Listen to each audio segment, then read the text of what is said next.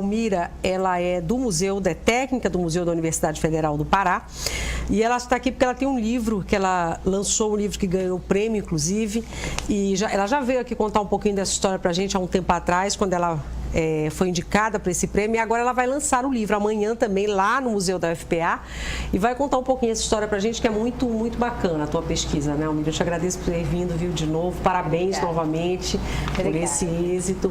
Fala um pouquinho primeiro da tua pesquisa, do teu interesse, como é que surgiu, né, nessa comunidade aqui no Nordeste do Pará, nesse trabalho que eles fazem, e para a gente entender melhor esse contexto. Então, essa pesquisa, ela é resultado do meu trabalho de mestrado, da minha pesquisa de mestrado.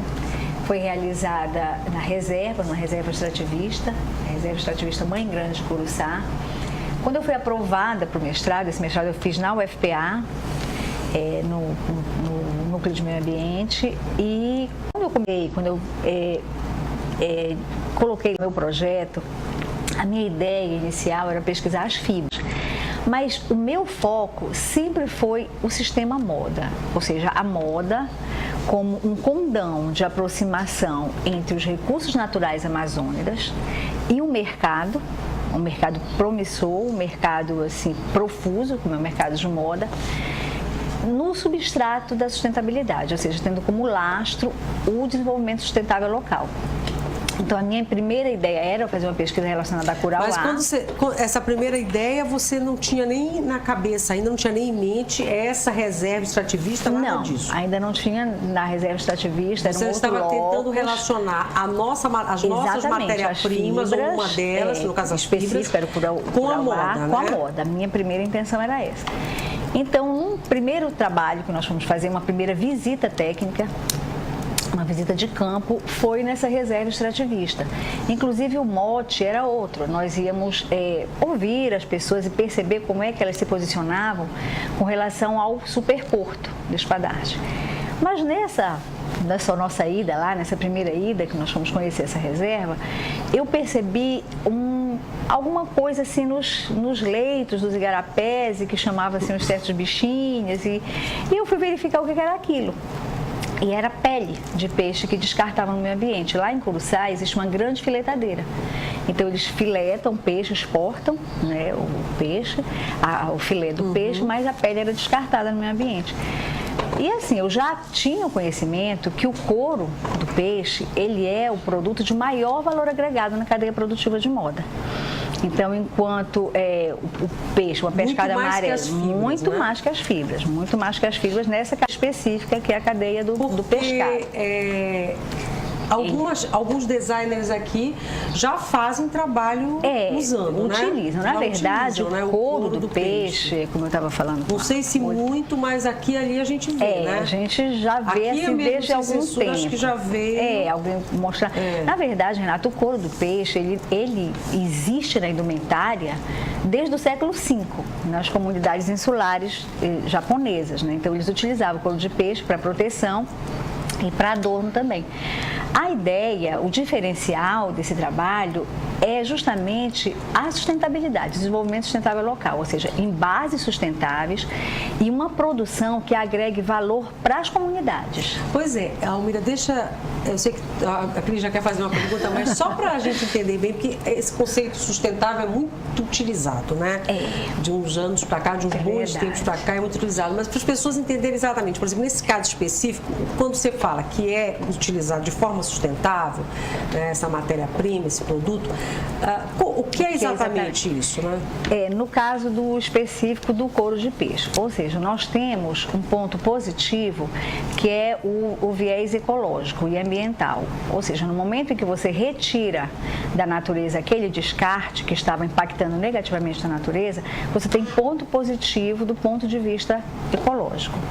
No momento em que você gera emprego para aquelas comunidades sem afastá-las do seu labor tradicional, que é a pesca, você tem um ponto positivo sob o olhar social. Quer dizer, você não destrói o meio ambiente. Você não destrói o meio ambiente, você não afasta as comunidades do seu labor, você gera renda para aquela comunidade. Eles, né? Exatamente. Você não as afasta da sua cultura, você não impacta negativamente na cultura daquelas pessoas, elas continuam exercendo a sua imaterialidade, digamos assim. sim. E você tem um ponto positivo que é o fator econômico, porque ele é, como eu falei, o produto de maior valor agregado na cadeia produtiva. O que a gente ainda percebe, Renata, é o seguinte: o Pará, ele continua sendo exportador de matéria-prima. Então, não há ainda, em larga escala pelo menos, esse beneficiamento. Então, para vocês terem ideia, quando nós fomos fazer a pesquisa e fomos conversar com as pessoas, inclusive com a filetadeira, essa pele ela era descartada, ela passou a ser já exportada.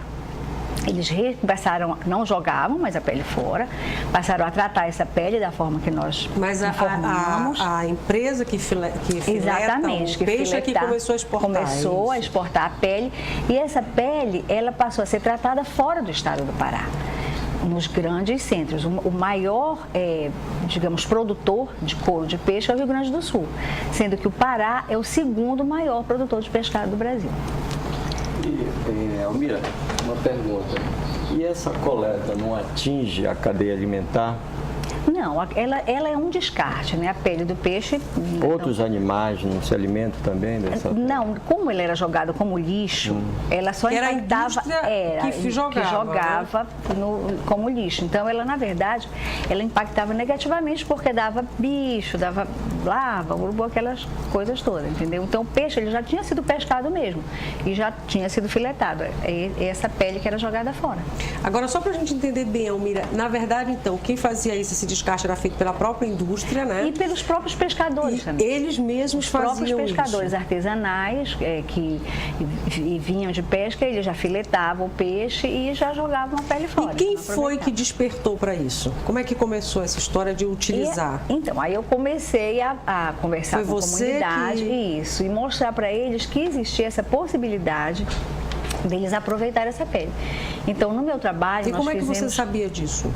Eu já tinha estudos anteriores, como eu te falei, que o couro do peixe ele é um produto de maior valor agregado. Isso, né? Porque o couro do peixe ele abraça um nicho de mercado que são das chamadas peles raras, onde estão as peles de pitona, que é a cobra, crocodilo, então rã, avestruz, que são essas peles raras. Então, o couro de peixe ele entra nesse nicho de mercado. Na verdade, a minha pergunta passava por aí. A textura do Exatamente. couro, ela tem um mercado garantido? Essa era a minha pergunta. Ela tem esse mercado garantido porque a textura, a pele do peixe, ela é única. Então, não existe uma pele do peixe com uma escama igualzinha a outra. Então, por si só, ele já é um produto único, raro e exclusivo. O design, então, quando você faz o beneficiamento ou dá o devido tratamento, cada um mas, de modo geral, os animais não é assim que funciona? Esses sim, o croco, eles não são piton, parecidos. Eles têm essa especificidade, ou seja, dessa questão da raridade. E aqui no Pará, especificamente lá em Curuçá, nós temos muita pescada amarela, que é um dos couros mais procurados no mercado pela beleza, pela resistência, pela maleabilidade. Na verdade, Renata, nós não chegamos a, digamos assim, realizar a parte de curtimento lá. Por quê? Porque nós não tínhamos os curtumes. O meu estudo foi comparando dois cenários, e todos dois com curtumes. Um curtume menor, um curtume artesanal, e um outro curtume semi-industrial.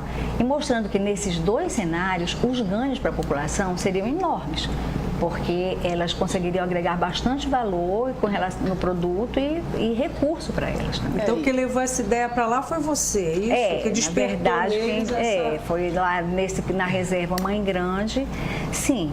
Na verdade, o pescado, ele é um dos animais mais aproveitáveis, né? Quase que 100% Exatamente. aproveitado. Eu já tinha visto o trabalho com sandálias havaianas, aqui mesmo no Marajó, eles aproveitam a carcaça, acho que é a carcaça, não estou se eu estiver errado, mas eu tinha visto com sandálias, não com roupas. Mas se faz com sandálias, com toda certeza. O acessório ele é feito com couro de peixe, ou seja, não é com a pele pura e simples. Ela passa por um tratamento para ela se transformar em couro e aí a gente aplica no universo da moda. Mas o peixe realmente ele é todo aproveitado. Fazem ração, né? Linguiça, ele é todo. E aqui nós não temos ainda, até o momento da minha pesquisa, essa cadeia completamente beneficiada. O pescado, ele na época, ainda saía do Pará ou filetado ou in natura. Mas aí, a partir dessa tua pesquisa, então, eles despertaram, né, para a importância desse couro do peixe, digamos assim, né? E começaram a fazer exatamente o quê? Quer dizer, o que é feito hoje lá de todas essas etapas desse processamento? A reserva extrativista, ela é uma unidade de conservação. E por que ela existe? Porque o que se pretende com a reserva extrativista? Pretende-se perpetuar aquele meio ambiente, mas, sobretudo, a cultura da população local. E a proposta é que ela gere renda para a população, ou seja, para que não haja um êxodo daquela população e a reserva se perca. Mas quando você então saiu de lá, que terminou a pesquisa, eles já haviam montado 2 curtumes, não, é isso? Quando eu saí de lá, o que nós deixamos foi um projeto para que eles pudessem montar. No entanto, Renata, numa reserva extrativista, como em outras unidades de conservação também, existem muitos interesses políticos, interesses econômicos. E a população, ela ainda não conseguiu se posicionar com relação à sua própria cidadania. E o que acontece? Nesse momento, ela ainda é fragilizada, porque as tecnologias sociais, numa reserva extrativista, nessa pelo menos, ainda são muito frágeis. Eles têm uma certa dificuldade em se associar, em formar cooperativas. E o mote do meu trabalho era o sujeito, é o sujeito. Não é o mercado. Não é o sujeito como beneficiário e a dificuldade do mercado. Que eles têm é essa. Então, não era a ideia de um empresário chegar lá e montar o curtume, não. Era que um curtume fosse montado para ser gerido pela população tradicional. E hoje você não sabe como está, né, Almira? Hoje a Universidade Federal tem um projeto, mas em Bragança, não lá, que já está começando a elaborar o couro de peixe. Mas, por enquanto, ainda está bem na questão artesanal. E o que também que é um traço importante do meu trabalho o que eu procuro sempre mostrar nessa aproximação do recurso natural e a moda é o diferencial do design. Esse diferencial do design de moda, da informação de moda, do conhecimento de tendências de mercado é o que vai agregar valor ao produto. Não é o produto em si, não é o couro de peixe em si, uma fibra em si. É um bom profissional direcionando esse produto para o mercado. É como a gente já tem no polo joalheiro o pessoal que trabalha com joias aqui, os designers, os horríveis. Exatamente. Né? Então, é isso que você está falando. Quer dizer, buscar essa matéria-prima natural, otimizar por meio de informação de moda. Não é fazer qualquer produto. Não é fazer qualquer coisa. Senão você não exporta, né? Isso, de outras instituições, junto da comunidade. Então, não é você fazer do seu gosto, do que você acha que é bonito, que não é como o Bosco falou. Todo mundo hoje quer ser cartunista. Todo mundo hoje é blogueiro de moda. Todo mundo acha que entende de moda, e não é assim. Moda é ciência. Ela trabalha tanto no micro, que é você mesmo, a sua construção visual, você se aciona com seus pares e com o mundo, até o macro, que é o mercado, né? E outro ponto importante que eu toco no livro é a questão do ecodesign, ou seja, esse sentido da diminuição da pegada ecológica agregada ao design para demonstrar valor para o produto. Isso também não pode ser visto e utilizado assim aleatoriamente. A ideia é que realmente não seja aleatório. Ou seja, até porque esse mercado da moda é tão competitivo, voraz e profissional que não dá para amadorismo, né? Não pode ser. Você tem alguma imagem de algum... No livro nós Toda vez que a Almira vem aqui, a gente tem um problema com a imagem, né, Almira? E a gente tem um problema com os produtos. Ela teve um problema sério com os produtos. Foi. A minha mala foi extraviada pela TAM. Eu digo. Ela tem que trazer pra gente mostrar, mas a produção... Toda a minha produção nunca mais apareceu. Então, e a gente não consegue mostrar que o produto final, mostrar, né? Mas o que nós elaboramos foram acessórios. Por quê? Porque o couro de peixe, para ser aplicado na indumentária, no vestuário, ele precisa de um trabalho muito específico, muito caro, para você fazer um casaco de couro, uma saia. E o acessório, ele é retrátil, ou seja, uma tiara, um prendedor de cabelo, um cinto, uma bolsa que você não precisa, né? Porque ele tem essa acessibilidade à umidade, à chuva, como qualquer outro couro. Os carnavalescos ainda não estão usando? Que eu saiba de peixe, não. Mas é um segmento. Que eu saiba. Ele, na verdade, para ser feito em larga escala, a nossa ideia era algo mais menor, algo mais artesanal, porque um grande curtume, ele já precisa de muitos equipamentos para não macular o meio ambiente. Porque o descarte também de um curtume, ele é nocivo se ele não for muito bem trabalhado. Nós tivemos toda essa preocupação.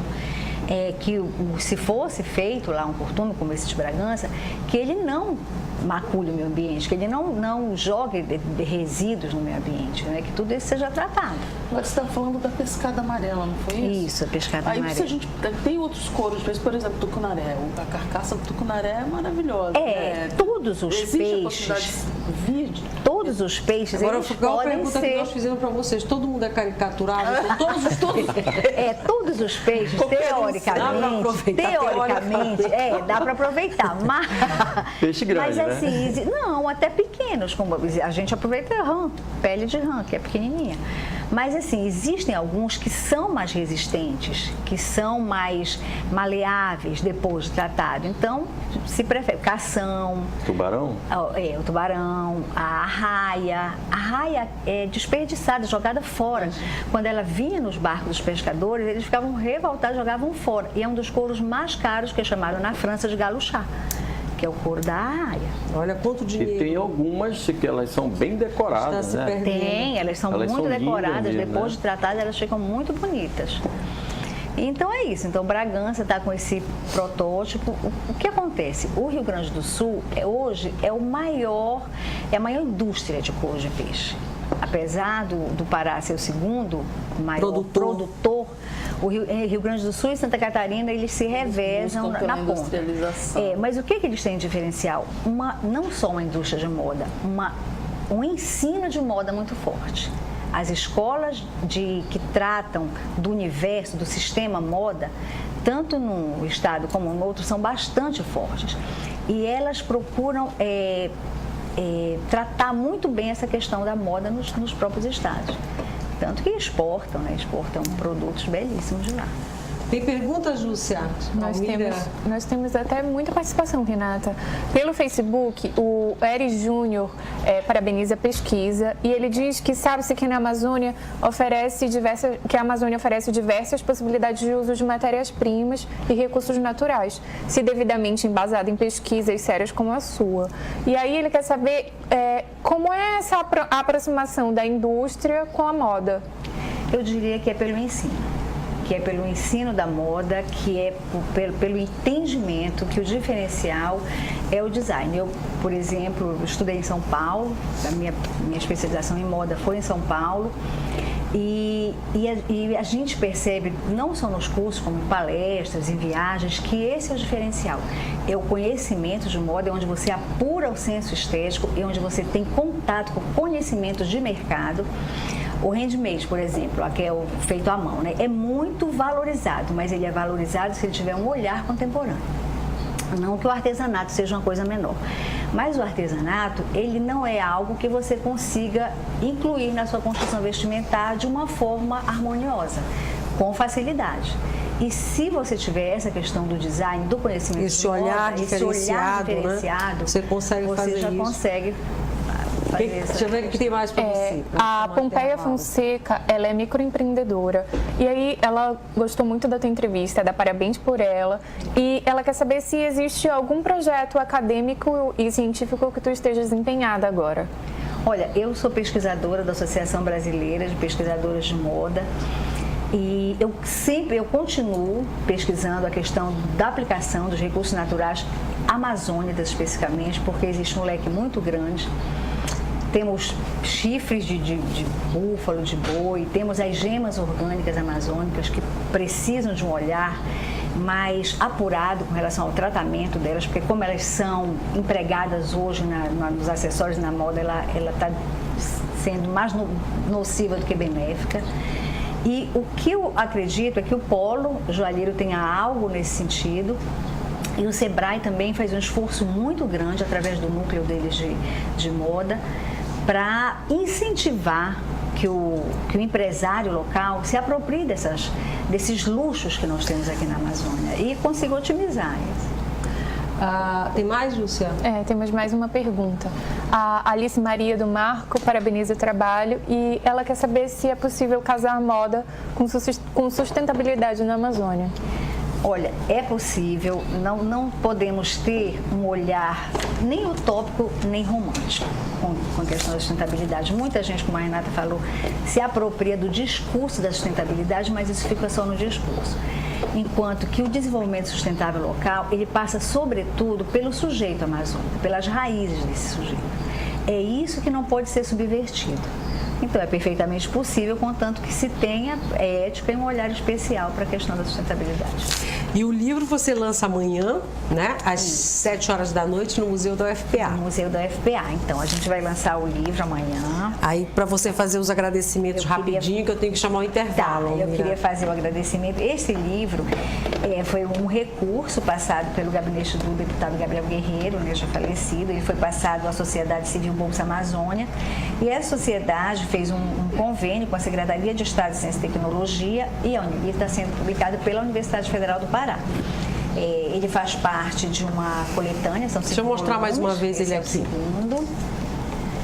É uma coletânea de livros sobre pesquisa, esse tipo de pesquisa. Com resultados de pesquisa, exatamente. Tá.